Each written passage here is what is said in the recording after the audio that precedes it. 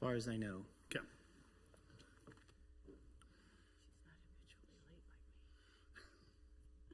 You're just a busy and important person.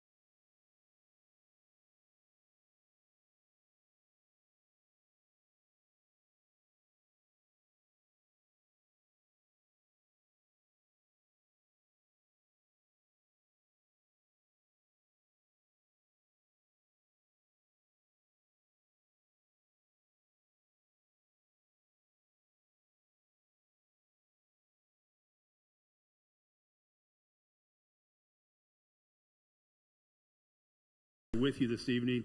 It really means a great deal to us to have you here to present the colors. So I'm really happy that we've rekindled that tradition here in the Leawood City Council. Pardon me. If you and your I get choked up when I talk about Scouts. If you and your fellow Scouts wouldn't mind coming forward and introducing yourselves and telling us a little bit about what you're doing in Scouting, we would be really grateful.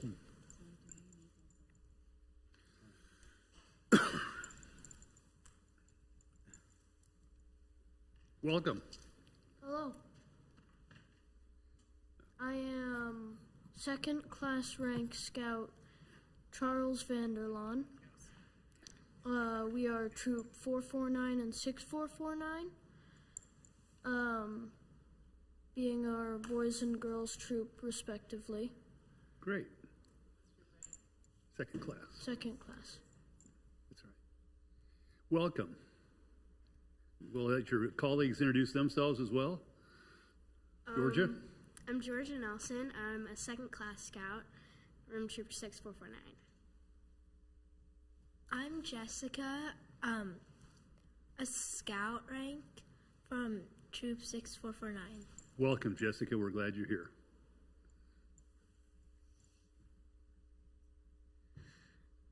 My name's Erin. I am a sixth grade grader. I go to Frontier Trail. Thank you. Thank you. Thank you all for being here, and thank you to your leaders and your parents for bringing you tonight. It's special for me to have you here because not that many years ago, I was the commissioner, the unit commissioner for Troop 449 and ultimately for 6449 as well. So we're really glad that you're here. Thank you very much.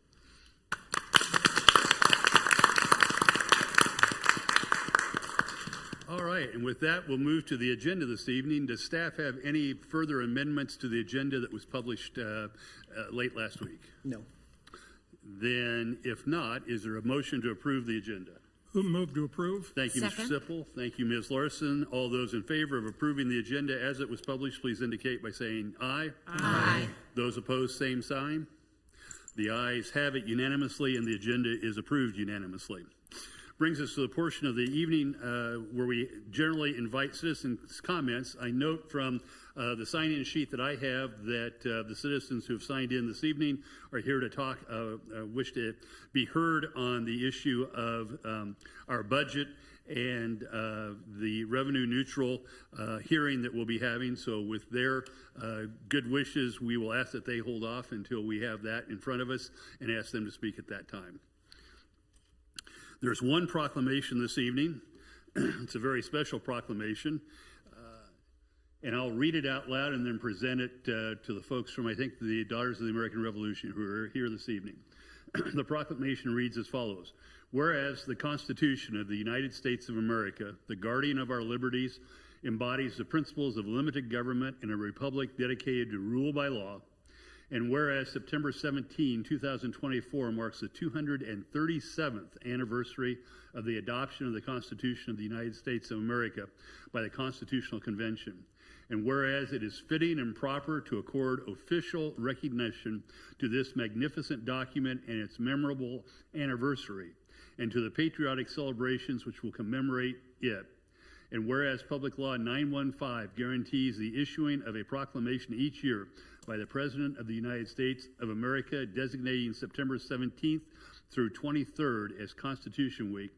Now, therefore, I, Mark E. Elkins, by virtue of the authority vested in me as mayor of the City of Leawood, Kansas, do hereby proclaim the week of September 17th through 23rd as Constitution Week in the City of Leawood, and ask our citizens to reaffirm the ideals of the framers of the Constitution had in 1787 by vigilantly protecting the freedoms guaranteed to us through this guardian of our liberties, remembering that lost rights may never be regained. In testimony whereof, I have hereunto set my hand and caused the seal of the City of Leawood to be affixed this third day of September 2024. And I believe that Jillian Pence and at least one or more of her colleagues are here tonight, and I'd invite them forward to receive this proclamation.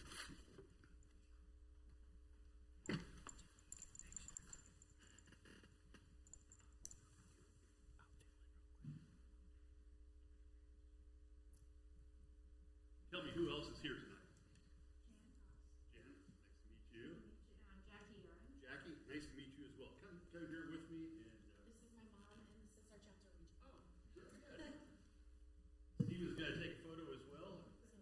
Thank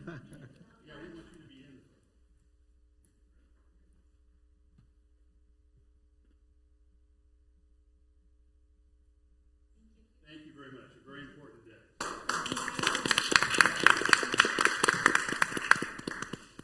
Also, while they get seated, I have some bells for everyone, and it will make sense in a little bit.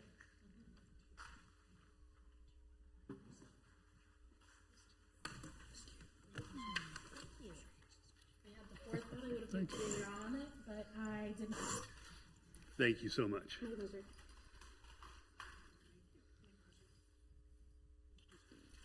Thank you.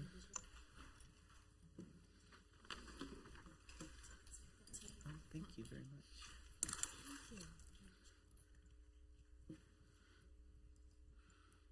Welcome, and the mic is yours. Perfect. Thank you so much. So, as you said, the United States Constitution is a testament to the tenacity of Americans throughout the history to maintain their liberties and freedoms and to ensure those unalienable rights to every American. The tradition of celebrating the Constitution was started by the Daughters of the American Revolution. In 1955, the DAR petitioned Congress to set aside September 17th through the 23rd annually to be dedicated for the observance of the Constitution Week. The resolution was later adopted by the U.S. Congress and signed into public law on August 2nd, 1956, by President Dwight D. Eisenhower. The aims of the celebration are to emphasize citizens' responsibilities for protecting and defending the Constitution, inform people that the Constitution is the basis of America's great heritage and the foundation for our way of life. Encourage the study of historical events which led to the framing of the Constitution in September 1787. The importance of the Constitution to the cohesion of our body politic and operation of our government cannot be overemphasized. Understanding its history, articles, and amendments is fundamental for we, the people. Constitution Week offers that perfect opportunity to us all, and the invitation to study, celebrate, and promote the Constitution year-round and celebrate the freedoms it gave us. Bells Across America is an annual celebration of the signing of the U.S. Constitution. Participants gather to ring bells, much like the church bells of the Philadelphia rang out when the U.S. Constitution was signed, at 4 p.m. on September 17th, 1787. I would like to encourage you to join others throughout the United States to ring your bells, which I just gave you, on Tuesday, September 17th for 1 minute at 3 o'clock in the afternoon to herald the beginning of the commemorative week. Thank you so much for your time. Thank you, Ms. Benson. We'll look forward to hearing those bells on September the 17th. Thank you. That now brings us to presentations and recognitions. I don't believe we have any, do we, Mr. Powell? Nope. Thank you. So we'll move on then to special business this evening. And with that, the governing body calls an ordinance approving the levy of a property tax rate exceeding the revenue neutral rate for the City of Leawood as calculated under state law. Ms. Raper, do you wish to be heard? Welcome. And I would note for the record that Mr. Cobby is taken ill, but is available on the Zoom call to answer any questions. But I'm sure that Ms. Raper will have most, if not all, the answers. So welcome, Ms. Raper. Thank you, Mayor and members of the council. I am Jana Raper, the budget manager for the city, and it does feel a little bit like the B team got called up, but I'm confident that knowing that Dawn is there if I need to phone a friend and get stumped on a question. So one other thing to note, we are taking 3 votes this evening. There's a hearing for the budget and a hearing to exceed the revenue neutral rate. Although those are 2 hearings, I'm going to present on both of those topics at the same time because they really go hand in hand and can't be separated easily. So with that, I'm going to go start our presentation here. And again, speaking regarding the revenue neutral rate and the proposed 2025 operating budget. Okay. So first, just this graphic shows you how the budget is funded, and we have a nice revenue base, a well-balanced revenue base. Slightly over 40% of our revenue comes from property taxes, 31% from sales taxes, and the remainder from other taxes and our fees and charges for services, with some other revenue thrown in, such as transfers from other funds. The budget is allocated fairly evenly as well. 21% does go to public works because they have the most expensive job, for the most part, building our infrastructure and maintaining our infrastructure. Otherwise, things among the departments are fairly evenly distributed.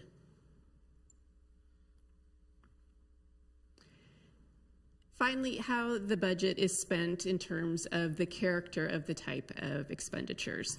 As you can imagine, not surprisingly, nearly half of our operating budget is personnel costs, just to keep things going. And otherwise, the other half, a large part, is contractual services. That is when we are paying other agencies or individuals to do work for us or entering into contracts. Also would include insurance and things like that. We always like to start a talk about the budget by talking about governing body goals. As you well know, we are kicking off, or have kicked off, a strategic plan program to have some strategic initiatives in place next year. So I'm really looking forward to the 2026 budget, when we will be able to really integrate those strategic initiatives into the budget planning.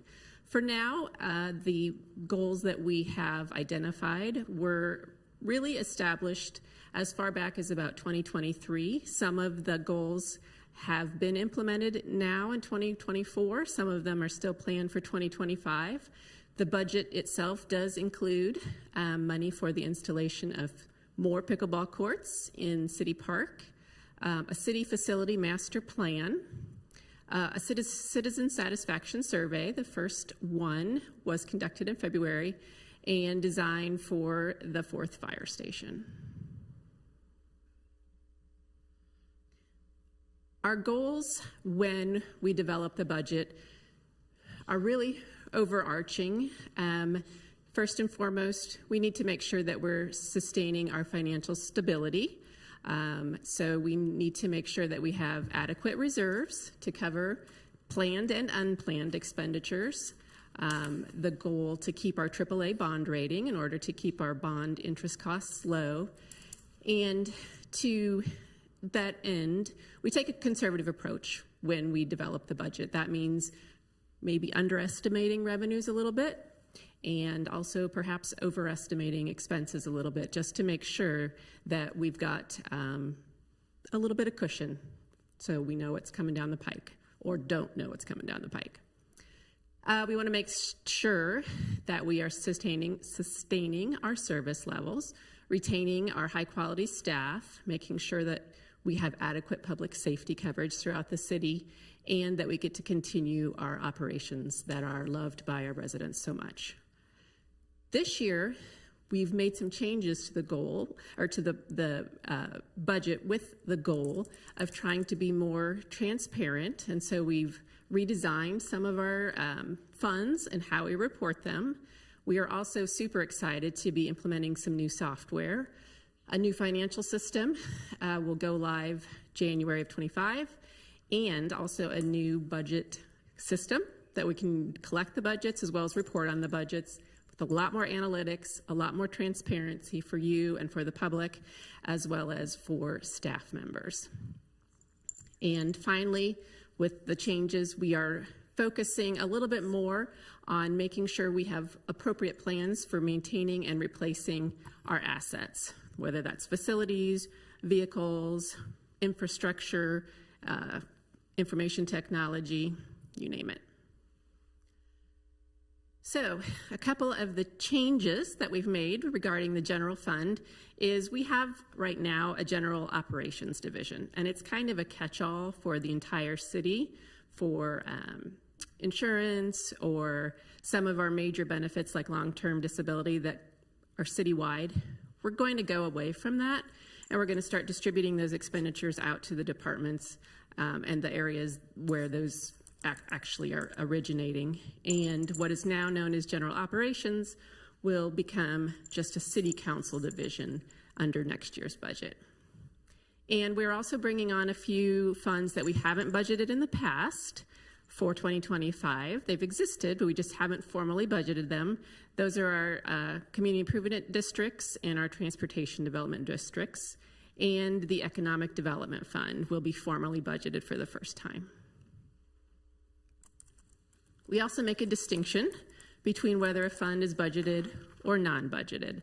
Again, that refers to whether we formally submit a budget to the state of Kansas, and we have designated several capital funds as non-budgeted for 2025 going forward, with the exception of the Stormwater Improvements Fund, which although it is a capital fund, it is supported by sales tax revenue. So we do need to formally budget that. And we are also adding a capital fund, which is the IT Equipment Reserve Fund, so that we can make sure that we are planning ahead accordingly for our investment in technology and its infrastructure. Along with that, we've also created we are proposing to create another non-budgeted fund, the Risk Management Fund. And that's going to give us a little bit more flexibility to maximize our planning and our resources around risk management and the timing of expenditures. And that fund will hold our premiums, our deductibles, and our claims. And that currently goes through the general fund, but that will be in a new fund going forward. I should just note that some of these some of these fund changes would require a change in policy or a change in ordinance that we would bring forward to you before the end of the year in order to implement. These are proposed changes at this time. Okay, so revenue highlights. We are planning to keep an essentially flat mill levy. We're currently at 23.506, and we are proposing a mill levy of 23.5. There will be a shift from the mill levy, half a mill going from general fund to the debt services fund. Those are the two funds that we are supported by the mill levy. And the purpose of that is to make sure that we can fund the debt services fund going forward.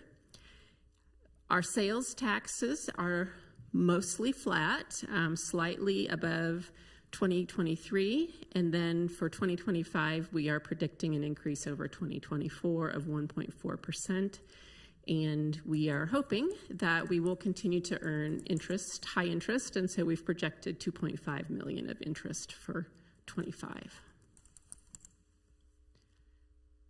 A little bit deeper dive into property taxes. Again, we're proposing an essentially steady mill levy of 23.5. When we prepared the 2025 proposed budget, we used an assessed valuation of $1.385 billion. When we got a more final one from the county, that came in at $1.395 billion, which was overall a 5.4% increase over the assessed valuation from a year ago. We prepared the budget based on a 4.6% increase instead of the full 5.4%. That's a difference of about $248,000. And for the first time, we're going to reflect that in our official budget to the state as delinquent property taxes. We enjoy a very low delinquency rate in the City of Leawood, but our auditors would like us to make sure we're establishing a receivable for that. So last year, we received $29,000 in delinquent taxes. Here is a comparison of Leawood's mill levy compared to the rest of the cities of the first class in Kansas. We do have the fourth lowest mill rate.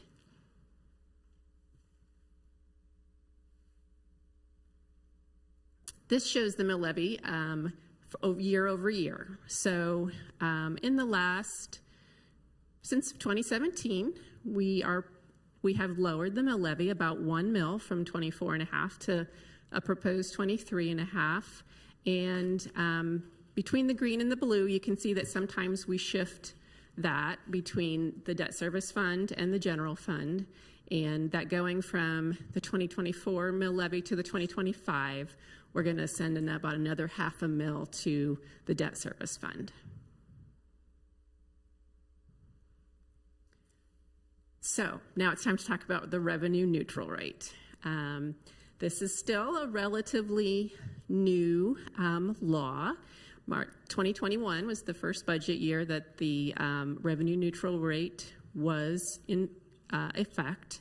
And what this indicates is that taxing subdivisions cannot levy a tax above the revenue neutral rate without holding a hearing, so taxpayers can attend and provide feedback. So we'll be holding that hearing very soon, and after that, the governing body will publicly vote to pass a resolution or not to exceed the revenue neutral rate for the upcoming budget year. And by law, that must be a roll call vote. As part of that law, each taxing jurisdiction provides the county treasurer with its intent to exceed the R&R by July 20th, and the council did vote on the intent to do so in July, and then the county clerk turns around and sends notices out to all property owners by August 20th, notifying them of the taxing jurisdiction's intentions. There's a time frame that we can hold the revenue neutral rate hearing. Has to be at least after 10 days that it's been publicly announced. And we did have the notice of hearing in the August 6th paper. So just to really kind of get to the crux of what the revenue neutral means, it doesn't mean that we keep the same rate.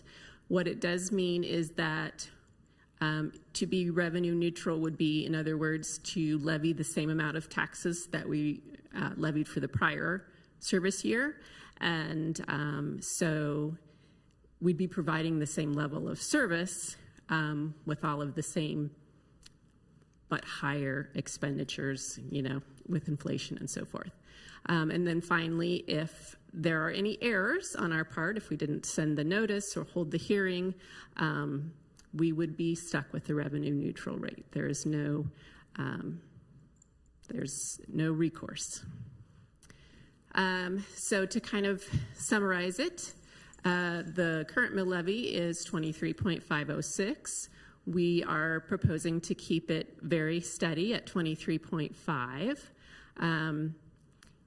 The revenue neutral rate, according to the county, is 22.298. In other words, we would have to have a mill levy rate of 22.298 based on our new assessed valuation to raise the same amount of taxes as we did for 2024. And if the governing body should wish to lower the rate or the amount, then the property tax would be adjusted in the budget, and the county clerk would levy it accordingly.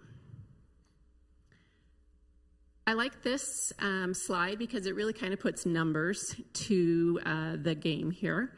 For 2024, we levied just over $31 million in property taxes with a mill rate of 23.506. Our assessed valuation increased 5.4%. So if we wanted to levy the same $31 million, we would have a mill rate of 22.298. However, it's not easy for us to maintain the same level of service when inflation is something that we deal with regularly. So we are proposing to have a mill levy of 23.5, which does exceed the rate, and the difference is $1.677 million. So if we were to keep the rate at the revenue neutral rate, we'd have to figure out how to cut almost $1.7 million from the budget, whether that's reducing our services, reducing our staff, reducing our programs. It's worth noting that it's typical for municipalities to, and really all taxing jurisdictions, to exceed the revenue neutral rate when assessed valuations go up. The only one that city that we're aware of in the area that is not is DeSoto, and they have an influx of revenue from some other sources that have made that possible. So, to boil it all down, we're proposing a mill levy of 23.5. That's higher than the revenue neutral rate of 22.298. Property tax brings in 41% of our revenue for the operating costs. So the other 35 to 40% of revenues over which the city has some control would need to increase about 5% if we were to offset the decline in income from the revenue neutral rate. So those sources that we could adjust might be sales taxes, franchise fees, user fees, et cetera, but those are not things that we could implement immediately. Those are things that would require a great deal of action from you all, so not an immediate solution. To show the impact of the proposed mill levy, we have a couple of illustrations. The average home value in Leawood this year is $795,000.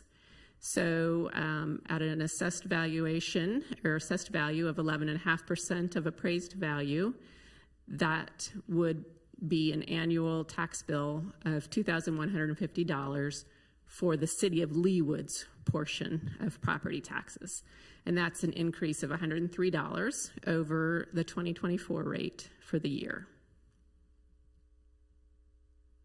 The median home value is a little bit lower at $692,000, and at a mill levy of 23.5, that would be $1,871, or an $84 increase over 24, again for the portion related to Leawood's tax. Quick illustration of where the property taxes go that a Leawood resident pays. Depends on the school district that they live in, whether that's Shawnee Mission or Blue Valley. But in both illustrations, about half of the taxes that any individual homeowner pays goes to the respective school district in which they live. Nearly a quarter goes to Johnson County, and then slightly over 20% goes to the City of Leawood. This shows, again, how we bring in our revenue. 41% is from property taxes, 32% from sales and use, and then the remaining leg of that three-legged stool is a variety of things such as taxes, charges for services, interest, etc. This indicates how we're planning to spend our budget by department. Overall, our operating budget increases by 5.7%. The administration department goes down quite a bit for the reasons I mentioned earlier, where general operations is being split out among the departments. In addition, the departments are taking on more of the personnel costs for things like long-term disability and medical health and so forth. The area seeing the biggest increase is debt service. That goes up about $3.3 million, and that's due to the large cost of the projects that we converted to general obligation bonds earlier this year in order to service those bonds. All right, time to talk a little bit more about expenditures. Again, expenditures are increasing in total, about 5.7%. We are proposing to move our insurance costs to a new risk management fund. That is budgeted at $882,000 for 25, and the debt service costs are increasing. 3 of the major projects that we've been working on in recent years were converted to general obligation bonds this year. Those are Fire Station number 1, the new Parks Maintenance Facility, and the improvement of Mission Road between 133rd and 143rd Streets. Every year when we have a new budget development process, we invite the departments to submit a decision package where they are requesting funds for new programs, new initiatives, new staff. So just to quickly summarize that, there were $921,000 of requests. The ones that we as a city and governing body chose to implement were 1 full-time planner to help out the planning department, and then $489,000 of non-personnel expenditures. And those are really focusing on the replacement or improvement of equipment for the things outlined below, whether that's police, the K-9 we need to bring a new one on board, the pool, and updating some tablets for the fire department, among other things. Personnel highlights, again, we're bringing on 1 full-time planner.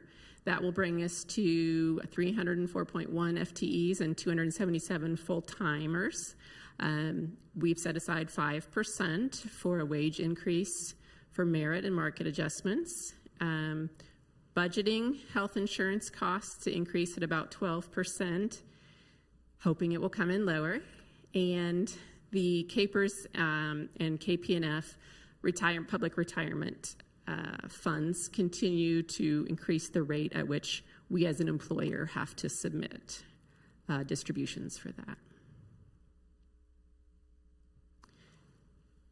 This graphic shows all of the budgeted funds, and it's kind of interesting because although we are increasing the budget about $5.5 million from we're expending about $5.5 million more than revenues than we're bringing in.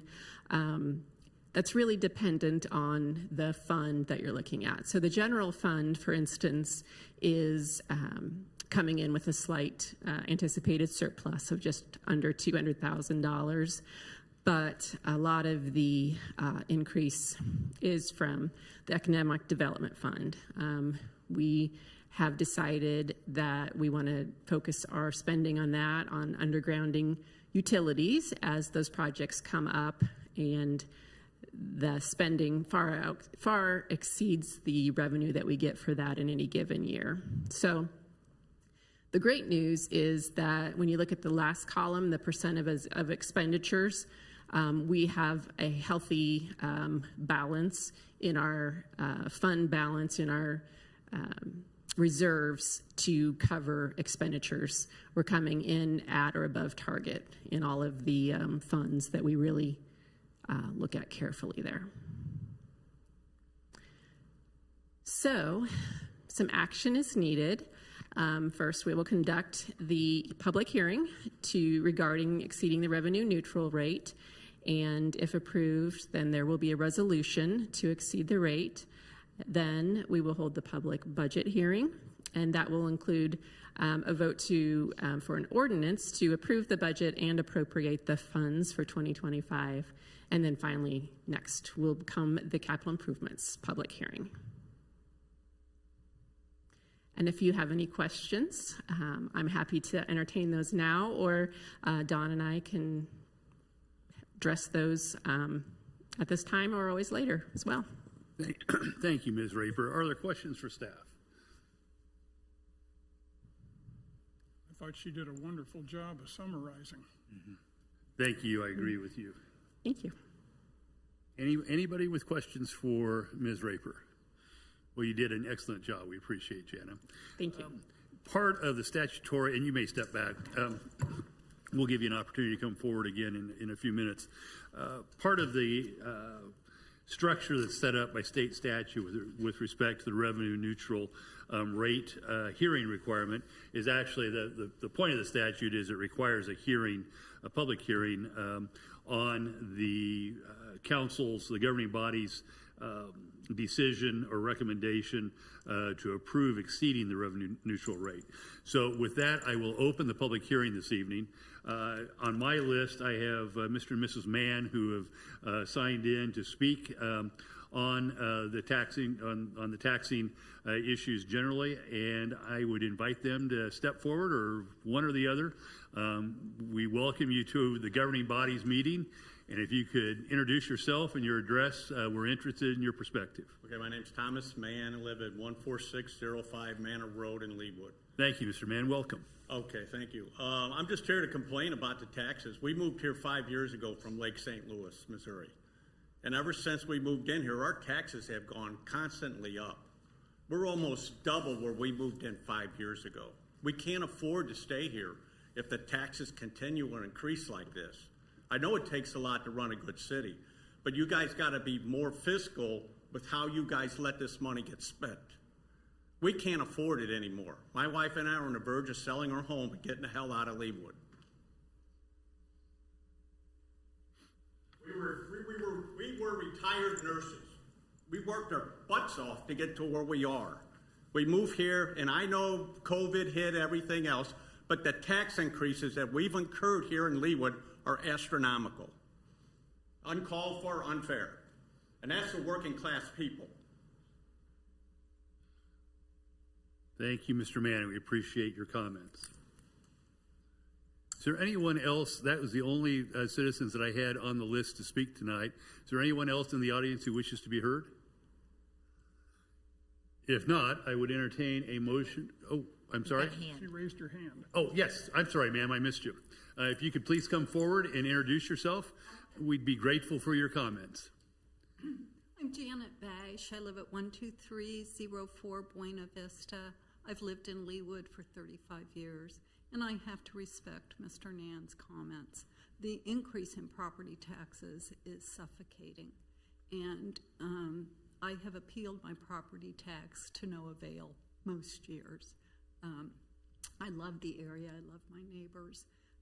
Some of the things that I don't understand, and I came tonight to try and learn more, so I'm probably not the best to be speaking, but I do sort of wonder about the number of employees in the city of Leawood. We have 200, what was it, 227 or 270? 270. I've dealt with the city. The people are wonderful. I'm working on a project now for my homes association, but I sort of wonder why we need to be adding another city planner. That is a specific area where I'm wondering why we're increasing the size of the number of employees that Leawood has. It seems like 270 for a city this size is fairly large. So that's my only comment, and thank you for listening. Thank you, Ms. Bash. We're glad that you're here, and I'm sorry that I missed your hand earlier. Is there anyone else who wishes to be heard from the public, who wishes to be heard on the issue of the revenue neutral rate? Well, if not, I would entertain a motion to close the hearing. Is there such a motion? So moved. Second. Thank you, Ms. Filla, and thank you, Chuck, for yours. Second, any discussion? All those in favor of closing the public hearing, please indicate by saying aye. Aye. Aye. Those opposed, same sign. The ayes have it, and the public hearing is closed. That takes us, I guess, both to a discussion, and perhaps if staff has any response to the comments that were made by the public, we'd be grateful to hear those, maybe in particular around the additional planner that has been requested. Ms. Stoddard, do you wish to be heard?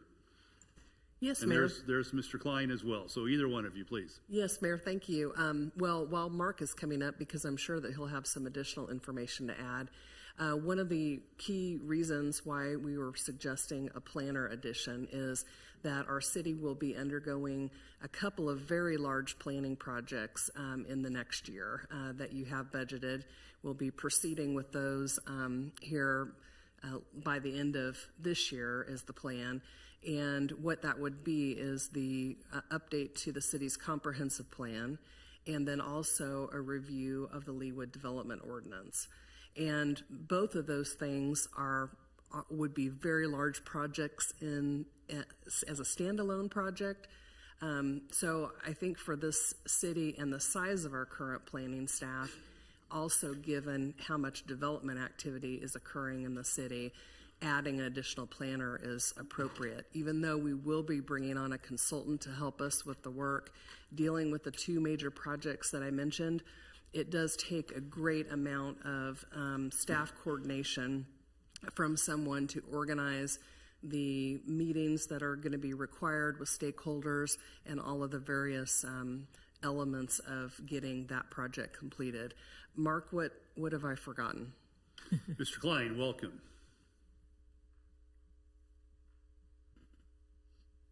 Thank you, Mayor. Thank you. Really, as far as what Diane indicated, we do have a lot of big projects that are coming on, but beyond that, we do have a lot of development that's going on. We have a very small planning department, and most of our planners are working beyond the 40 hours a week. I work weekends, I work nights. I don't do any compensation for that.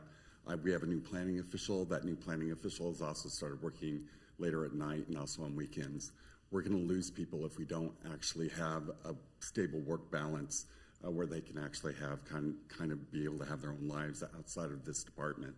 And that's currently, and as this Diane indicated, now we have some very large projects that are coming before the city that are extremely important. They will, as far as guide the city's next future for the next 20, 25 years. And so that's part of the reason why we need another planner. Thank you, Mr. Klein. Questions for Mr. Klein from, yes, Ms. Harrison. Mark, is it safe to say that if in 5 years, when these big projects are completed, if someone were to leave the staff voluntarily, we would reconsider the need to fill that vacancy if it was no longer needed? And I ask that because I think in my years here, we've had very few full-time employee additions to our staff, our city staff, and every time there's an opening, it's my understanding that we do a very careful analysis as to whether that full-time position actually needs to be filled before we post it. We just don't immediately, oh, somebody's resigned, let's post it next week, let's fill it in a month. It's analyzed, to my understanding, very carefully as to whether those duties might be assigned elsewhere, or whether it could maybe be filled by a part-time person. Am I correct in some of this? No, you're correct. We do look at that as far as when we have turnover, and the planning department's had a number of people turned over the years, and part of that was we're trying to keep people. It's much more efficient as far as to keep people who are here, who have the ability to learn the system, learn the policies, learn the codes, and provide much better service that way. And we have had consistent turnover. But you're absolutely correct. If there comes a point to where those large projects are over and development slows down, that is something that could be looked at. Thank you. Thank you, Ms. Harrison. Other questions for Mr. Klein or Ms. Stoddard? Yes, Ms. Kane. It's not a question, but in response to our fine citizens that are here commenting, I don't know, your understanding or your not understanding. So I'm sorry if I'm speaking, I just mean to be educational. But a lot of people don't understand that the city itself has nothing to do with the property evaluations. That's done at the county level, and I'm probably not the best one to speak to that. But just for these folks to make sure that they understand, and you very well may already understand that. But I'm a residential realtor and have been for 19 years now, so we've all seen our property our property evaluations just go up, right? It's not the city. The city doesn't determine what your property evaluations are. That's done on the county level, and the appeal process is in place, and sometimes it works, sometimes it doesn't. I help a zillion of my clients and neighbors fight their property increases, their evaluations if they're overly inflated, and it's my understanding that most of them are mitigated based upon the appeal process. But again, what's happening in your particular houses, I can't speak to. And then the other really important piece when I'm explaining, when people are moving to our city and I'm explaining about, you could see we're fourth lowest with the mill levy, even though we're a teeny tiny little city of 32,000, 33,000. We're basically tied for second place of keeping our mill levy low. Because we by design, people before us, long before us, designed the city to not be a bedroom community anymore. We're not just solely dependent on property tax. You could see from the graphic that's about a third of our revenue. And by design, we created the town center area. We have the commercial to bring in revenue, not just from residential real estate. There's cities out there, Mission Hills is one of them, that is almost exclusively a bedroom community, and they are dying right now because they don't have the revenue to take care of their infrastructure, their stormwater, because they have no other source of income. So this was, again, I've been on the council now 16, 17 years, whatever it is now. We spend zillions of hours, staff spend zillions of hours carefully analyzing this, and it is really pretty remarkable given the City of Leawood and our property values and everything else, again, that we are tied for second lowest in the mill levy. The only one that can beat us and everybody else is Overland Park, which is 5 times as big as us. So, you may not agree with me, but those are the facts. And you could see from the thing, we haven't raised our mill. We've been fighting to keep it down and keep it steady. We take it very seriously. So I'll be voting in support of this new legislation that just got to all of us. This was instituted by the state. It didn't come from the county, didn't come from the city. It was instituted by the state a handful of years ago. And every city has to respond to it now with state statute. And as Mr. Raper said, except for DeSoto, everybody, not that it makes it correct, but everybody else is having to do the same thing. So, right, wrong, or indifferent, like I said, if you were to sell your house tomorrow, I dare say it would be worth a whole lot. It should be worth a whole lot more than when you bought it 5 years ago. Good news, bad news, right? We don't want you to leave. We hope you don't. But it's crazy time out there what these houses are selling for right now, and the inventory is so low. The prices are just jacked up all over, not just here, but all over the nation, right? We all know that. So we really appreciate your coming. We really appreciate your input. We need to hear it. We want to hear it, and that's the purpose of these open hearings. So thank you for coming. Kane. Thank you. Anyone else with questions for staff at this point? Well, if not, and Ms. Kane has kind of given us a nice segue there, we'll move on to a discussion of the proposed ordinance to exceed the revenue neutral rate. Are there comments from the council with respect to that? May I say one more Yes, thing? Ms. I don't Kane. think I said it, and if I did, I'm repeating myself. Another thing that people just don't understand is, like, where do your tax dollars go? So for every dollar you pay, only 22% actually stays in the city. The bulk of it's going to the schools. The bulk of it's going to the county. It's not staying here, and that's another misnomer in people's heads. They think that everything we're charging, we're keeping and spending willy-nilly. It's not the case at all. We're all paying, it's 22% or 21%, depending if you're in Blue Valley or Shawnee Mission, that the city actually retains. The rest of it is spread out to Johnson County Community College or the schools or the Parks and Rec departments in Johnson County as a whole for the services, the ambulance services that we all share, that kind of thing. So it's another thing that lots of people are not aware of, that we're not keeping but 20% of it, and that's pretty much every city in the county. Thank you, Ms. Kane. Any other discussion? If not, is there a motion to be had? Oh, I'm sorry, Dr. I just had a comment. Yes. I just wanted to touch base on what Ms. Raper said.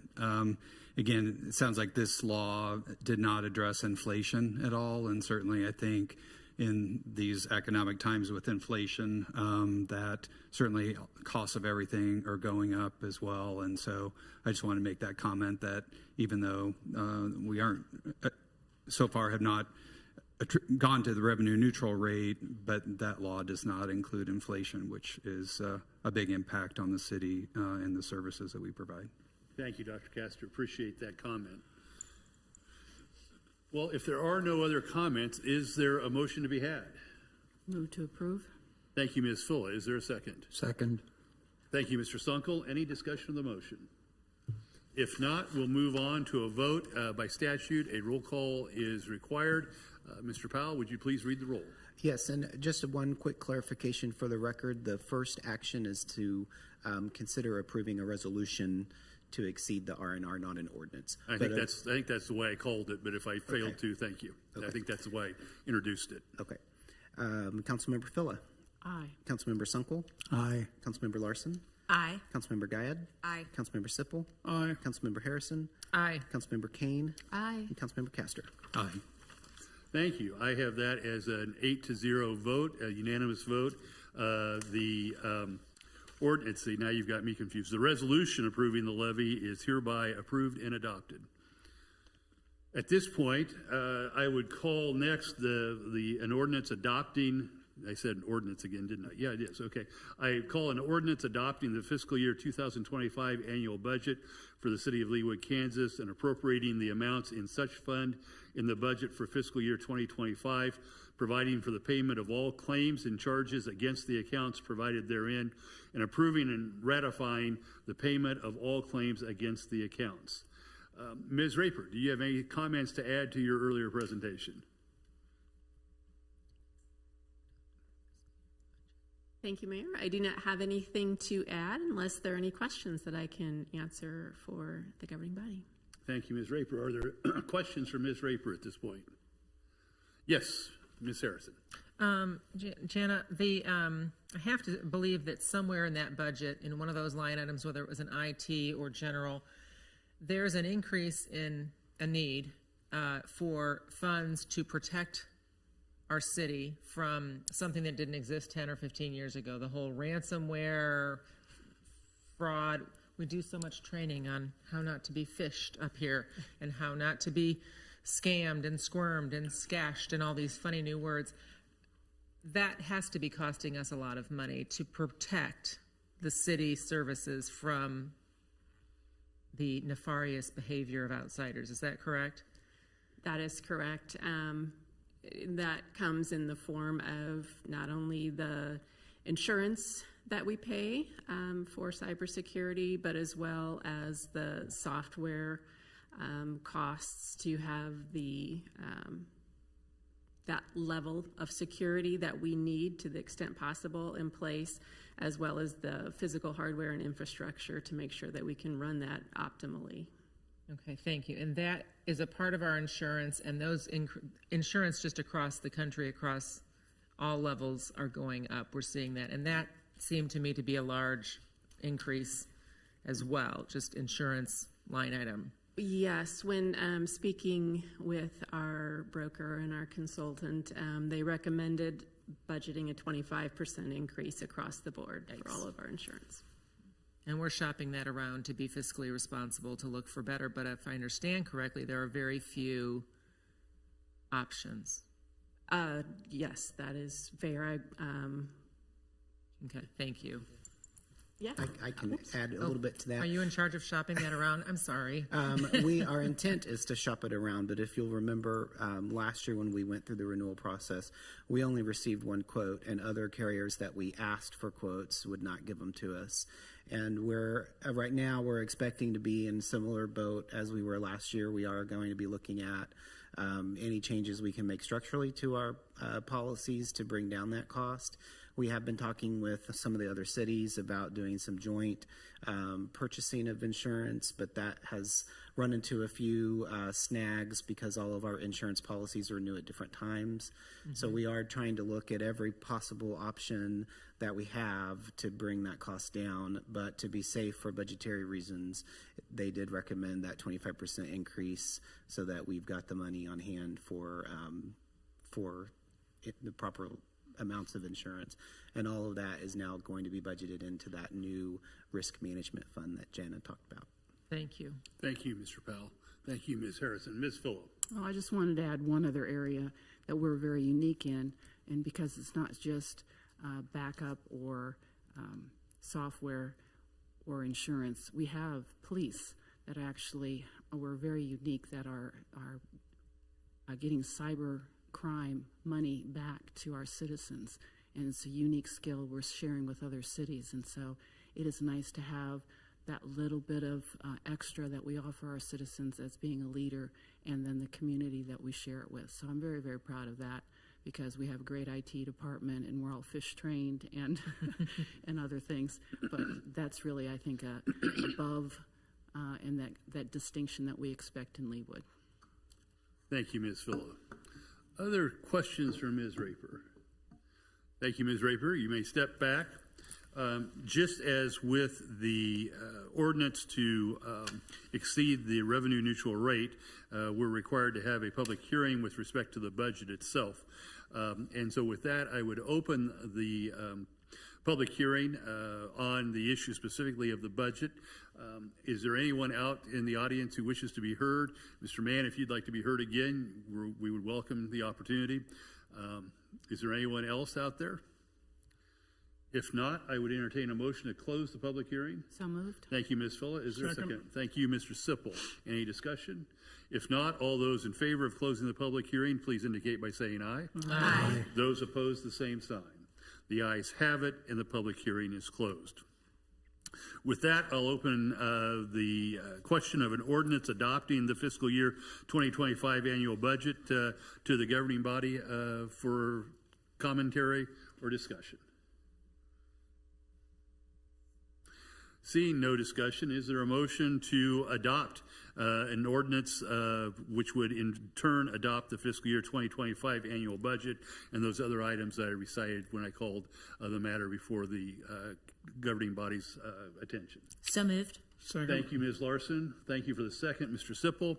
Any discussion on the motion? Ms. Kane. It might benefit again our residents in the audience to know why we don't have any questions. The reason we don't have any questions at this point in time is because we have dedicated budget meetings where this is carefully reviewed and we sit there for hours discussing this. So none of this is a surprise to us tonight because we've seen it in different forms for months now. So that's why you're not hearing questions at this time, is because we've been talking and we're well aware of what it says and you know how it's reflected this year. So that's why there are no questions, in case you were wondering. Thank you, Ms. Kane. And I would take this opportunity to thank both the staff and the governing body for the amount of time that you've put into this. It's a complicated budget, and you've all spent a great deal of time looking into it. We spent about a 6-hour evening once to go through it as well. So again, I want to thank both the governing body and the staff for all your efforts. Mr. Sunkel, I believe you have a comment. Well, I would like to give a nod for those in the audience. You have several council members up here, mostly the longer serving ones, who are very hawk-eyed when it comes to the budget, and they ask a lot of very probing questions. I am new to the council, so I didn't have a lot of reference points on that, but they keep a very close watch on the expenses. And I understand, you know, the tax thing is untenable for some of you, and I appreciate that situation, but but know that there are great watchdogs up here watching the expenses. Thank you, Mr. Sunkel. If not, now I've lost. Oh, I know. We have a motion and second, and if there are no more comments on the pending motion, this matter also calls for a roll call, and I would ask the clerk to call the roll, please. Councilmember Phila? Aye. Councilmember Sunkel? Aye. Councilmember Larson? Aye. Councilmember Guyed? Aye. Councilmember Sipple? Aye. Councilmember Harrison? Aye. Councilmember Kane? Aye. Councilmember Castor? Aye. Thank you, Mr. Powell. I have an 8-0 ballot there. So an ordinance adopting the fiscal year 2025 annual budget with the associated other actions is approved and hereby adopted. We're gonna, while you call the next item, Stacy's gonna have everyone just do a quick signature on the state budget form because everyone needs to sign that so we can turn it back in. So we want to do that now? Yeah, but you can go ahead and call the next item. She'll just do it Okay, discreetly. thank you. So as Stacy comes by, everyone knows why she's coming by then. Well, having adopted the two ordinances prior to this, we now call the ordinance approving the City of Leawood's 2025 through 2029 capital improvement program. And with that, I would look to Ms. Raper once again to see if she has additional commentary, or perhaps Mr. Cobby if he's still on the line. Thank you again. As you well know, we have participated in a few different work sessions to address the capital improvements program back in May, and then we also presented it to the Planning Commission in June, and the Planning Commission found that it was in compliance in accordance with the Leawood Development Ordinance. So changes that have occurred since the time of our May work session have been outlined in a memo. And if I can answer any questions about the CIP, I'd be happy to do so.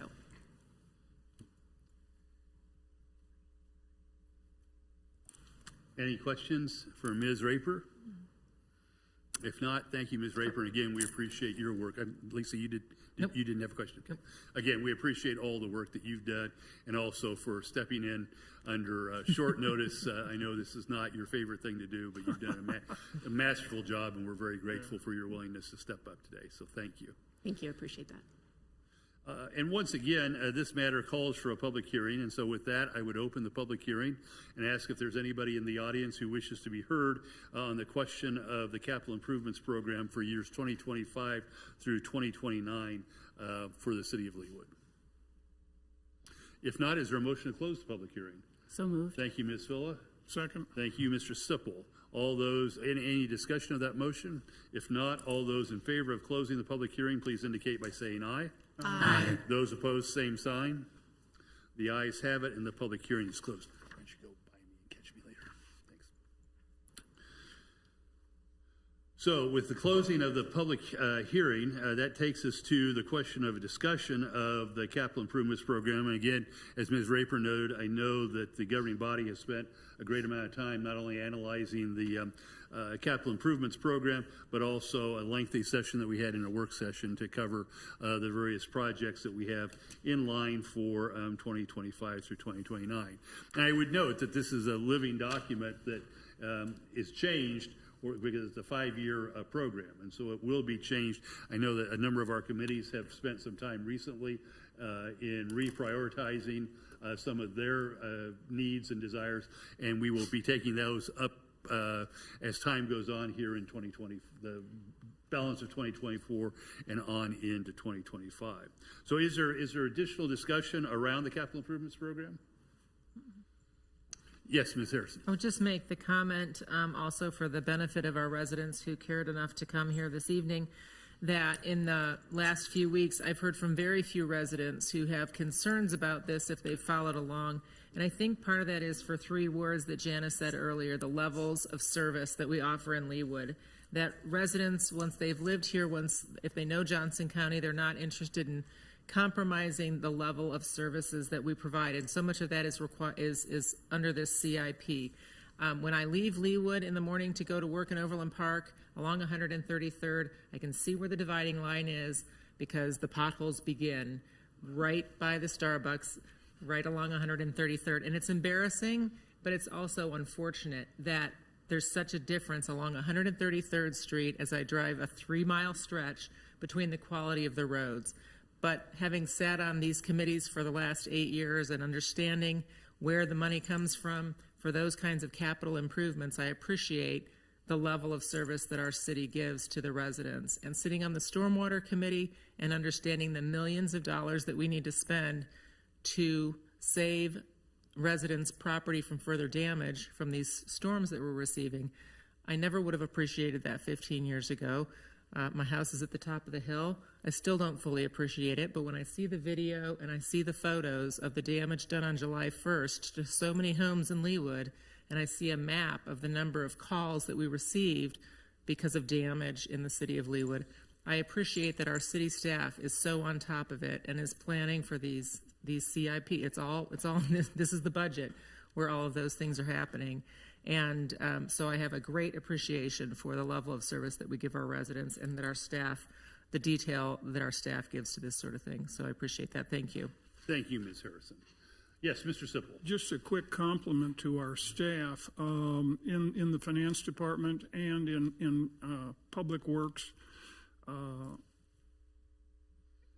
As quickly as they responded, the three of us on this end of the dais were involved in a discussion with the golf course, Iron Horse Golf Course, and we made some last-minute adjustments to the priorities of long-term projects that had to be done, and the staff responded very quickly and adjusted the CIP to take into account the desires of the golf committee, and we appreciate that very much.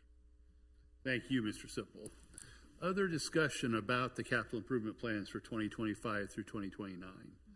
If not, do I hear a motion concerning adopting a resolution to approve the capital improvements program? Motion to approve. Thank you, Ms. Larson. Is there a second? Second. Thank you, Ms. Kane. Is there discussion on the motion? And Mr. Powell, if I understand correctly, a roll call is not necessary for this resolution, correct? In that case, I would ask that all those in favor of approving a resolution or adopting a resolution that approves the 2025 through 2029 capital improvement program, please indicate by saying aye. Aye. Aye. Those opposed, the same sign. The ayes have it, and the resolution is unanimously adopted. Again, thanks to the staff for the hard work. This is a big part of what you do during this part of the year, and we appreciate it. But I also appreciate the effort that the governing body has put in to understanding exactly where our money is coming from, where it's going, and the obligation that we have as stewards of the public's money. So that concludes the special business of the evening, and that brings us to the consent agenda. Are there any governing body members who would like to withdraw any of the items that are on the consent agenda for further discussion? If not, I would entertain a motion to adopt the consent agenda items A through T. A lot of them here. A through T, is that what I heard? A through T. All those in favor, or I'm sorry, asking for that motion, is there a motion out there? So moved. Thank you, Ms. Fuller. Is there a second? Second. Thank you, Ms. Larson. Any discussion of the motion? If not, all those in favor of adopting the consent agenda as it was published, please indicate by saying aye. Aye. Those opposed, same sign. The ayes have it, and the consent agenda is unanimously adopted. Now we come to the mayor's report. I have a relatively brief report this evening, although it is kind of exciting, actually. On August the 17th, Diane met with officials of the World Cup 26 Organizing Committee in Kansas City and Chamber of Commerce officials from across the metro area. And then on the following Friday, the 23rd, I think it was, if I remember right, maybe it was the 24th, but on the 23rd, Stephen and I met with the organizing committee and other public officials from across the metro area and to receive an update on the plans that they're working on for World Cup. And it's really pretty remarkable. What they told us to expect was that we would expect 650,000 visitors to the metro area during the months of June and July in 2026. And to put that in context, Arrowhead is being reconfigured to hold 65,000 people. And we have been, we're the smallest metro area in the country to be hosting. And we will be hosting, if I recall correctly, 6 events, including one of the quarterfinals, which again is pretty remarkable because there are cities that are larger than us who were not awarded a quarterfinal to be held.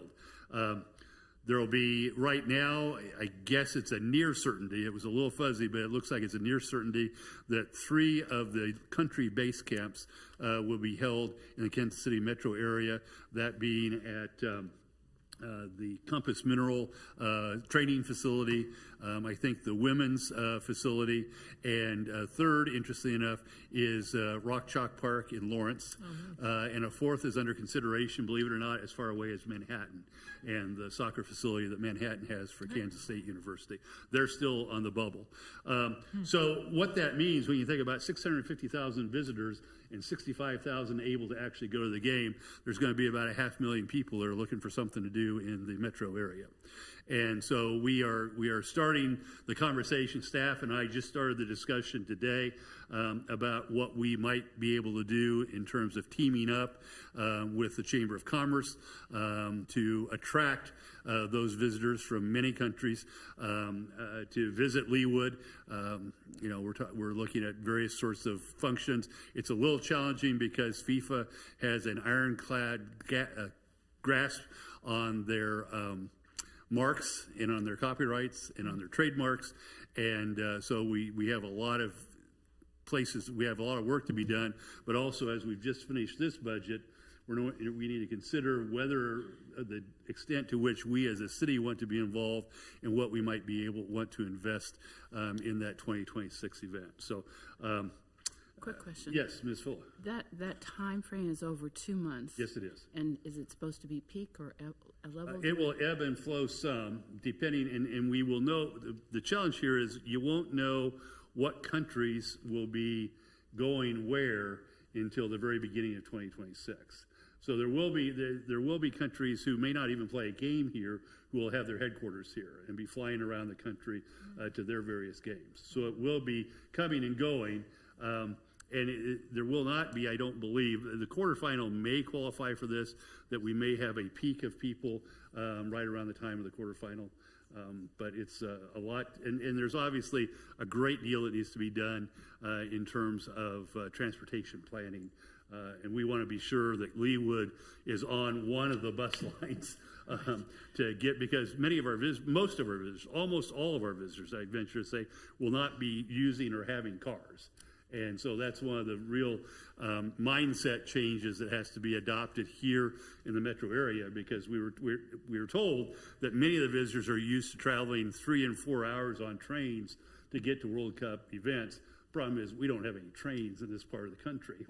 We have one that basically goes across from St. Louis and one that comes down from Chicago. So it's going to be interesting to see how our infrastructure is expanded. By ours, I mean the metro area is expanded. But again, as I was telling Diane and Steve this morning, Stephen, I think it's important that we make sure that we're paying attention to how you get on the list for our visitors to find us, because there's simply not going to be enough to do downtown. And of course, the light rail is not going to be nearly out here by that time. So some interesting challenges. Ms. Phillip. Housing. Housing. I mean, where are they going to all stay? The current plan is that there will be housing needed, every available hotel and short-term housing in a 2.5-hour radius from around the metro area. One of the things that we'll be considering going forward is whether or not it would be appropriate for us to modify our short-term rental limitations and prohibitions that we have right now for a limited period around the event. That's a policy decision that will be up to this group to make as to what you think. I mean, I know from other friends' personal experiences when the Olympics were in Atlanta, they rented their house out for the month of the Olympics and left town. And I'm guessing there may be Leawood citizens that will want to do the same. I also think there will be Leawood citizens who would just as soon not have it impact us in either a positive or a negative way. So, and just as an example, a trivial fact that I don't think there was anything confidential about is that, as an example, the Missouri State Highway Patrol has already rented one entire hotel for the duration of the event to host their officers who will be coming and going to help support the law enforcement efforts on the event. The traffic. So, and well, again, traffic will be an interesting challenge because most of our visitors won't be having cars of their own. And one of the challenges will be, again, more for Kansas City, Missouri than for us, but to figure out how we can all get to our jobs in Kansas City, Missouri, or at the KU Medical Center during this crush, and even more so where we might be able to park once we get to our normal destinations. Is the trolley going to be finished all the way? The trolley is scheduled to be done out to UMKC campus, and we've heard some suggestion, although certainly nothing official yet, that the UMKC may be renting out their dorms during this event.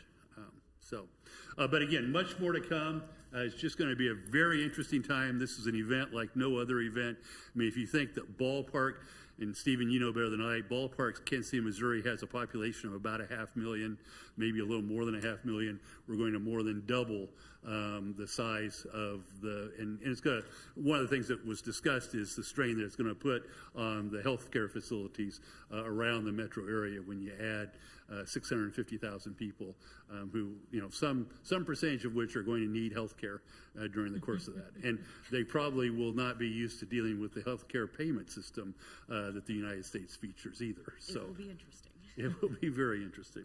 It gives new meaning to the buddy system. So if we just double it and we all have a buddy, it'll be fine, right? Exactly. So again, much more to come, but I wanted to share that with you that the planning is going in full speed. Some of us wish that it was going a little bit faster, I think, but and I count myself among those. But planning is going forward. On August the 23rd, we celebrated the service of Sergeant David Winders as he retired from the Leawood Police Force after 22 years of service to our community. He had a great turnout for his retirement last Friday afternoon, and I think he really appreciated the send-off. And as we speak, he is on the beach in the Caribbean and putting as much of his memories of Leawood Police Force behind him for right now as possible. On August the 29th, I joined council members Julie Kane and Lisa Harrison, along with Diane Stoddard, at the Blue Valley Educational Foundation breakfast. And as always, it was very interesting to hear what they're doing. And we heard some remarkable students, and it is just amazing to see what the students in the Blue Valley District, and soon we'll be having a similar event for the Shawnee Mission District. So it was a very interesting morning to be had. And last, on a sad note, we were all saddened to learn that last week of the death of Lee McCaffrey. Ms. McCaffrey was a longtime Leawood resident and was the wife of Carl McCaffrey, who has been a member of the Leawood Arts Council and the Art in Public Places Initiative for more than 20 years. And so it was unexpected to their family, and our condolences go out to Carl and Lee and their families. So I'm sorry to end it on that particular note, but we were sorry to hear that. So that is the conclusion of my report. Any questions for me? If not, we'll move to council members' report. Are there council members who wish to be heard? Yes, Ms. Larson. I just wanted to give a brief report on our last Iron Horse Advisory Committee meeting. We met August the 22nd, and we welcomed 3 new members to the committee, Steve Castor being one of our new committee members. Highlights include that, as you know, we are reprioritizing maintenance projects to be completed. We're also going to be forming an ad hoc committee to look at 5-year capital improvement projects. We heard a presentation from EC Design on the irrigation system at Iron Horse, which is 30 years old. Despite the challenging weather at the beginning of July, we've had 22,000 rounds of golf so far, and we're ahead of pace from 2023. Total golf fees are outpacing 2023 by $78,000, and total revenue is approximately $140,000 ahead of 2023, having reached a little over $2 million thus far. Our year-to-date operating recovery percentage is 120%, which is excellent. Our event business at Iron Horse is really strong with 54 to 55 events. This year, our Greens and Superintendent is doing a phenomenal job with his resources. And heading into September, we're looking really good. September is a huge month for golf. It's always weather dependent, but we're in a great position. And both staff and the Troon staff, the Leawood staff and the Troon staff have done a fabulous job. Thank you, Ms. Larson, and thank you, Mr. Castor, for joining the committee. We appreciate that. Any other council reports? Yes, Ms. Gayed. Thank you, Mr. Mayor. On 8/27, Councilwoman Kane and I attended the Leawood Arts Council Strategic Planning Session, in which we spent 3 hours at the Shawnee Mission Academic Excellence Center discussing the vision for Leawood Arts Council.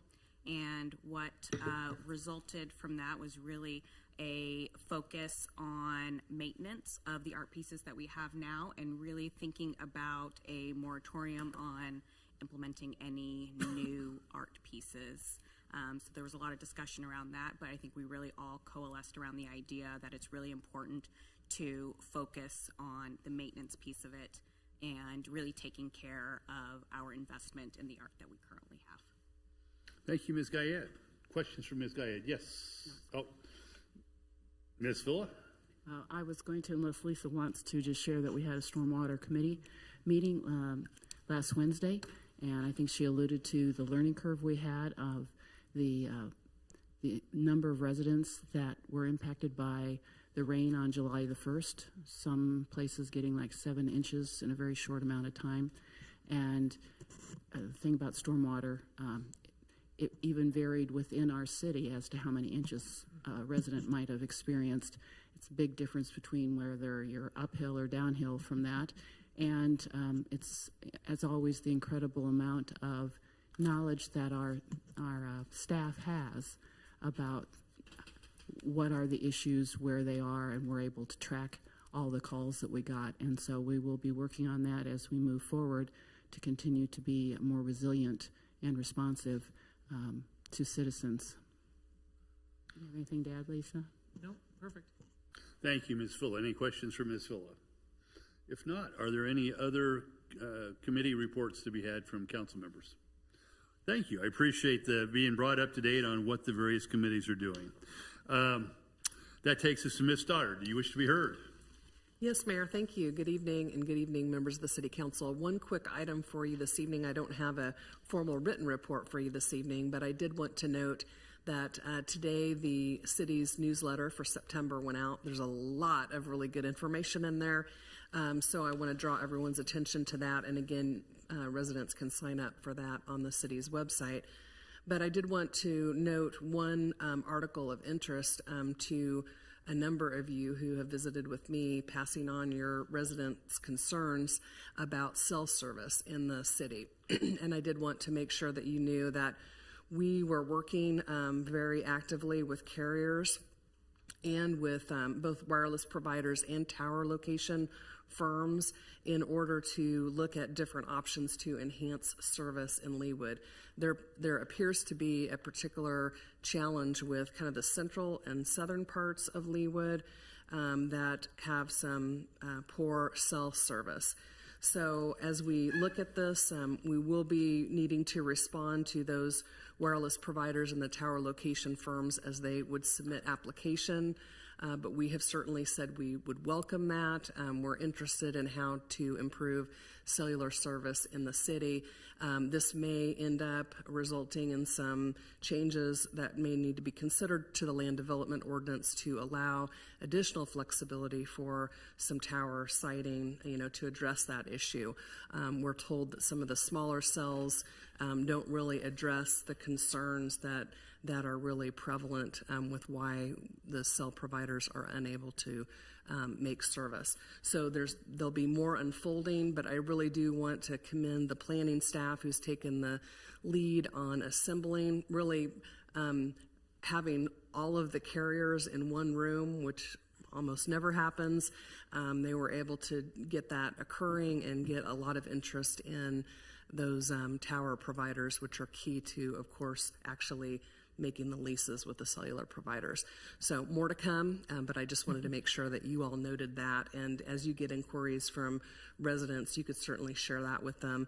And they, kind of an interim thing, because it will take a while for service to improve. But one interim thing that might be able to be shared with residents, they might explore their cell phone's Wi-Fi calling feature on their phone, where if they're at home, they can make the call over their Wi-Fi and it doesn't use the cellular tower, or installing a repeater to help strengthen the cell phone inside the home. But those things might be options. That information is also located within the article that went out in the newsletter today. Be happy to answer any questions. Thank you, Ms. Stoddard. Ms. Phillip. Since we're speaking about the World Cup and you have twice as many cell phone services, is that part of the discussion you're having? Well, that certainly is an additional consideration and would certainly add pressure to the current situation. So hopefully people will be able to get an application in, and again, we've really stressed the need to look at this quickly, and I know it's got all the carriers' attention. They've heard from their customers as well.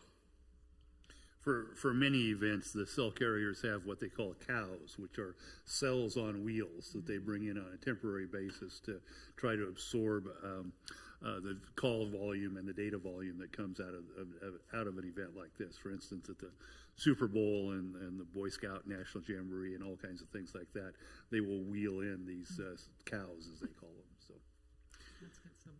Yeah, exactly. See if we can acquire some cows of our own. Thank you, Ms. Stoddard. Any other questions from Ms. Stoddard? All right. There are no committee recommendations this evening.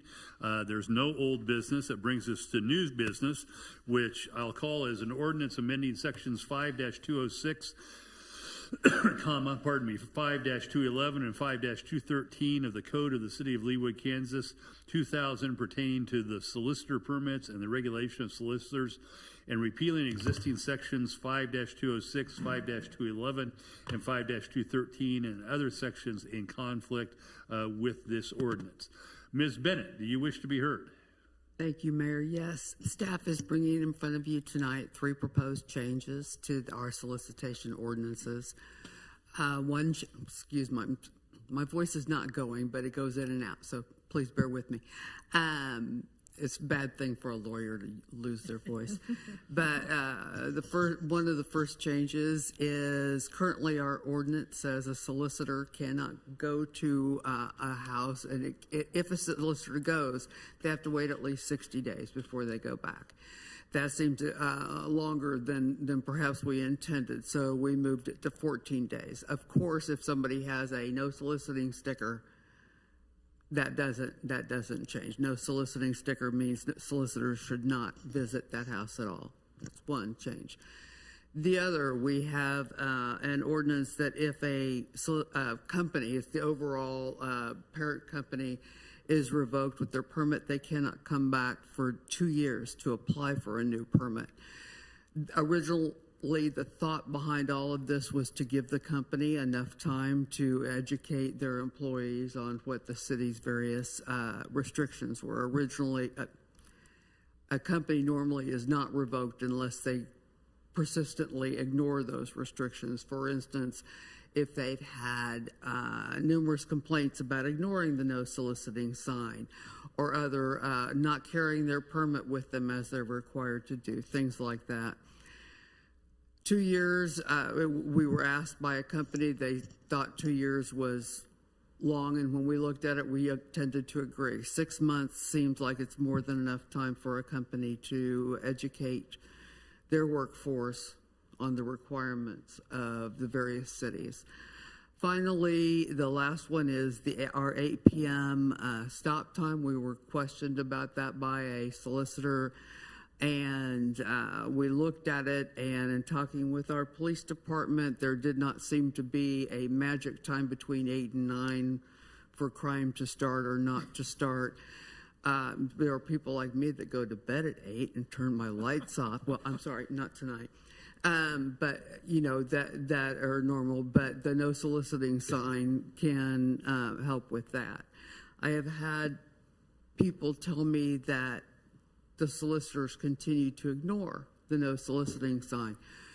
Our police department has a wonderful non-emergency number that people can call, and our officers are great with going out, finding that solicitor and talking to them and citing them. It is not unusual for them to receive citations. So that's not something that should be ignored. If people have no soliciting signs on their doors and they're ignored, they really should call it's 913-642-7700, I believe. I'm looking at the chief, yes.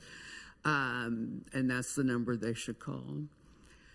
So to that end, also on the no soliciting, city administrator has asked that no soliciting stickers not only be located for pickup at the Justice Center, but also here at City Hall, and the chief has arranged that.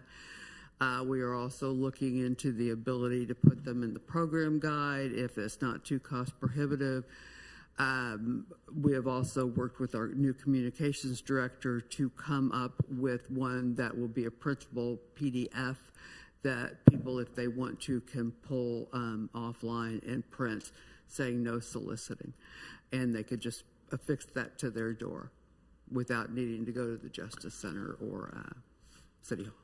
The other thing I would add to Ms. Bennett's comment about the non-emergency line for the police department, if your constituents are concerned about it being after hours, our non-emergency line for the police department during non-emergency hours goes directly into the dispatch center.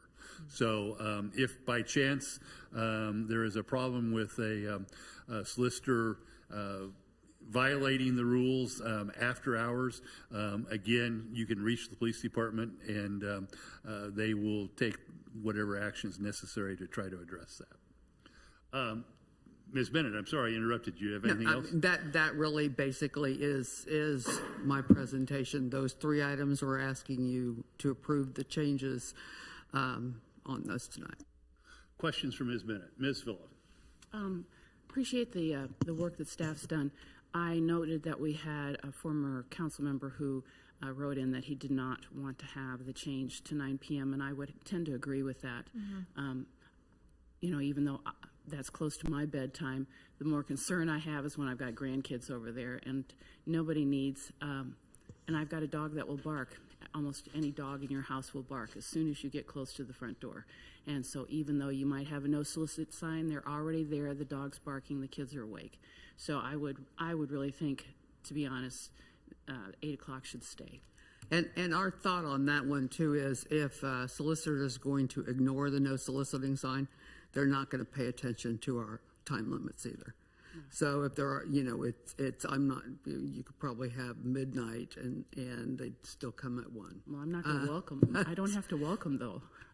No, and you don't. And that's, many courts have talked about, that's why the no soliciting sign is important. Well, commercial providers don't have the full First Amendment rights of a religion, say. They do have some. And so the idea is that leave it up to the resident to make the choice, because the residents are smart enough to be able to know whether they want to talk to someone or not. And that's why the no soliciting sign was why I believe it was first added to this ordinance many years ago. Mr. Sipple. I just want to echo what Councilman Phillips said. I think the 8 o'clock is fine. I would be in favor of adopting all three of these except for the 9 o'clock. I would vote against that. Mm-hmm. Thank you, Mr. Sipple. Other questions? Ms. King. Yes, me too. I think 8 o'clock is fine. This is coming from the point of view, this whole change is coming from the point of view of somebody who was soliciting as opposed to our residents that were being solicited. So I'm with my colleagues here that I think 8 p.m., whether or not, somebody's going to pay attention to it or not, I think that as a city, it's dark outside most times of the year at 8 p.m., and that's plenty late. And while I understand that there are cities normally have to have a reasonable basis for the actions that they're taking. And my hope was if we moved this to 9, that we could take a look over the next year what complaints we do receive, if any, and take a look, should we move it back? Is 9 too much? Is 9 just right? Kind of a thing, and look at it. But right now, the 8 o'clock is just because that's where it's set. I don't know that there's some... I don't know that we have the evidence that we need to have for 8 o'clock. Do we have the evidence that we the other direction? Overland Park has 9, and to my knowledge, they have not had issues with that. I see. Other cities around here also have 8. So, Ms. Bennett, what would you think if we split the difference? 8:15. You mean like 8:30? Is that what Councilman Sippel said? I think for me it would be okay. I think that we'd still want to see how that sets over the next, several months. Actually, probably need to wait till summer because I think that's when at least we hear more about solicitors in the warmer months, summer months, when younger college people and whatnot are out working. But we'd want to come back to you maybe with a report of, have there been complaints? Have there been issues with the 8:30? Have we heard complaints from residents that people are ignoring the non-soliciting that late and that's causing them problems with babies or with dogs? Or Ms. Fuller, I think Ms. Harrison was first. Ms. Harrison, did you have your hand up? I did, thank you. I also have a concern about the 9 o'clock, but for different reasons than going to bed, though I do crave a night when I go to bed at 8:30.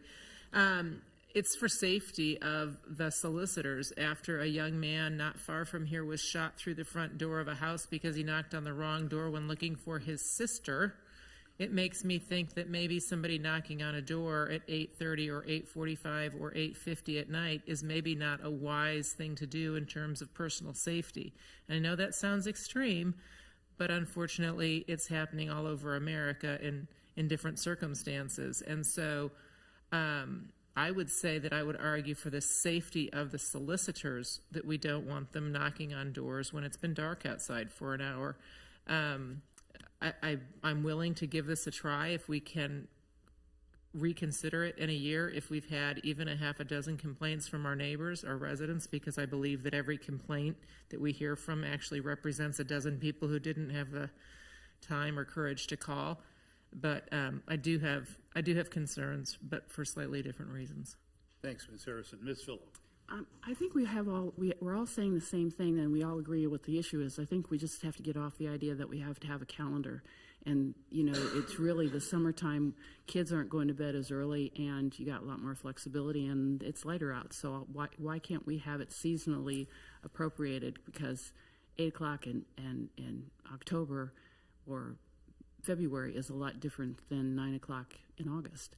So can't we have it month related? I mean, do we have to have it? Can't we make it 6 months? It's either way. If we have some evidence that that's as opposed to, well, just make this it is sunset. how it doesn't. I mean, it needs. We need to have some. So it should more be the basis. information. Should be the basis on sunset, and you can look it up every single day. It's an app right on your phone. You can look up and say what time sunset. So it should be. And one thing I should absolutely make clear here too is this ordinance does not bind religion, and under statute it doesn't bind politicians either. So even your no soliciting sign will. They don't have to pay attention to it when they knock on your door. So we cannot legally, constitutionally, and statutorily regulate those two types of speakers. So, who's complaining? Why are we doing this?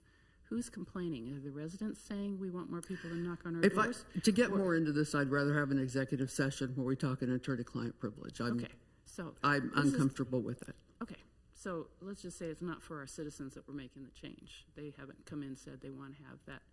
I have not had a citizen come in and say they want to have that. No. Thank you. Mr. Sipple. Thank you, Mr. Mayor. I, for one, don't have a no soliciting sign on my front door. I would be interested in maybe from the police department or somebody, what percentage of our 2,000 homes or 20,000 homes or whatever have these kind of signs on the door? Do you know? Does anybody know that?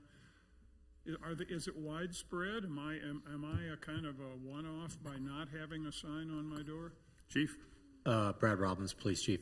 I don't have any kind of statistics of how many homes do have the stickers.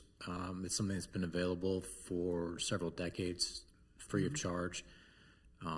But as there's people moving in, moving out, homes change, change storm doors, the sticker's lost.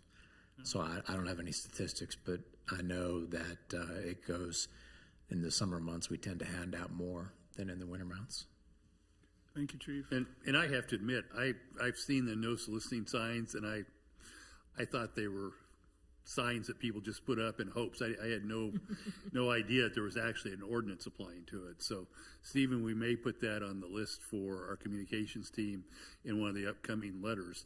Again, we don't necessarily want to do it in a way that castigates the solicitors, but we do need to inform the public, because I think, to Mr. Sippel's point, I think a lot of our citizens probably may not have any idea that there actually is some force of law behind those no soliciting signs.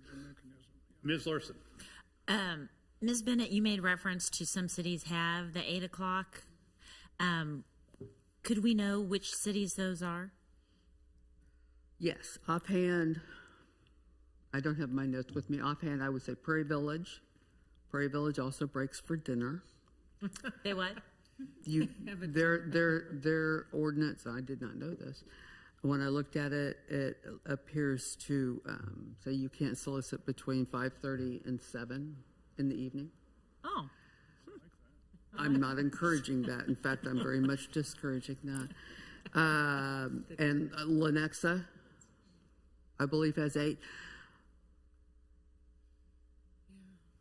Those are the two that are coming to mind right now. I don't think it's unusual in our part of the world to have that. Thank you for that information. My personal views, I'm in the 8 o'clock camp as being the deadline for solicitors to approach the doors. For me, it's all about darkness and safety. I know my own neighborhood is very hypersensitive about solicitors. They use the non-emergency line.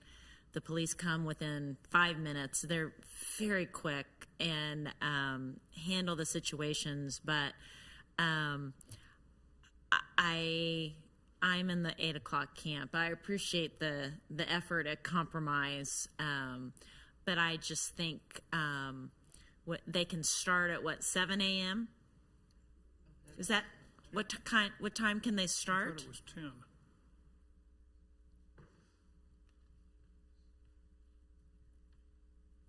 It was in the markup. I thought it was 10 a.m. They could start. Yeah, 10 a.m. It's 10 a.m. 5213B. It's 10 a.m. So they've got 10 hours of the day to really make hay and make those sales and hit the streets. I'm good with that. I don't think any Leawood resident really wants their doorbell rung after 8 o'clock at night.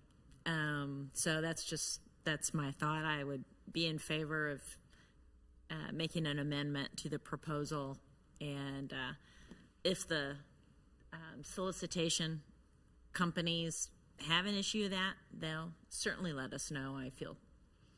Thank you, Ms. Larson. Other questions or comments? Mr. Sunkel. Thank you, Mr. Mayor.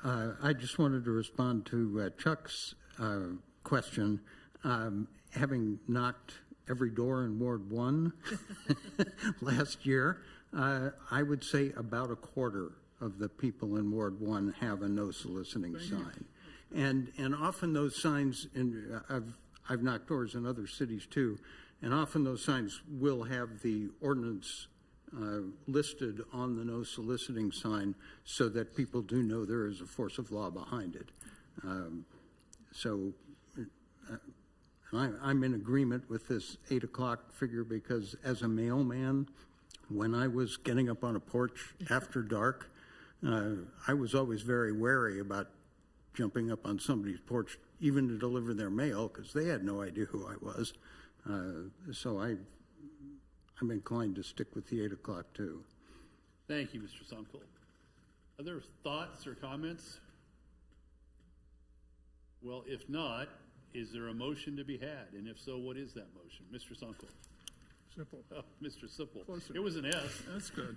Sorry. I would like to make a motion to adopt this ordinance except for changing it to 9 o'clock, leave it alone at 8 o'clock, and adopt the other two sections of the proposed ordinance. Thank you. Is there a second? Second. That was Ms. Phillip. Thank you. Discussion over the motion. All right. If not, I'll call for a vote. All those in favor of adopting an ordinance. I'm sorry, you'll need a roll call. It's an ordinance. Thank you. Now I've lost my train of thought, but I appreciate the comment. So, all those in favor of amending the various sections of the Code of the City of Leawood, with the exception of the amendment, limiting the time to 9 p.m. And Patty, is the current time 8 or? So we would not amend that section. As the roll is called, please indicate by saying aye. If you are opposed to adopting these amendments as outlined by Mr. Sipple's motion, please indicate by saying nay. I would ask the clerk to call the roll, please. Councilmember Phillip? Aye. Councilmember Sunkel? Aye. Councilmember Larson? Aye. Councilmember Guyad? Aye. Councilmember Sipple? Aye. Councilmember Harrison? Aye. Councilmember Kane? Aye. Councilmember Castor? Aye.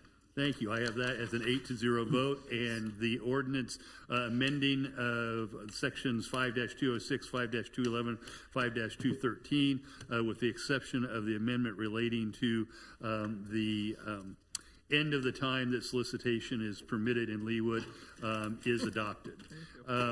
We have a series of upcoming meetings. I think that all these are on the calendar and do not require a vote of the governing body. Again, I would just offer my thanks to the governing body for the excellent work that you all did at their very first strategic planning session. I, for one, was exhausted when I walked out of there, and I suspect that most of you may not have been exhausted, but were at least tired when you left. And chilled. And chilled. We'll see if staff can do something about that. Would like blankets next. But we will be taking up the second session of the strategic planning exercise on Monday, September the 9th. I would note, hopefully you all received something from our consultant with demographic data and some of the results of what we talked about. If not, please reach out to Stephen or Diane, and they'll make sure that you get it. Is there any other business to come before the governing body this evening? If not, again, thank you for an excellent meeting. Everybody have a great week.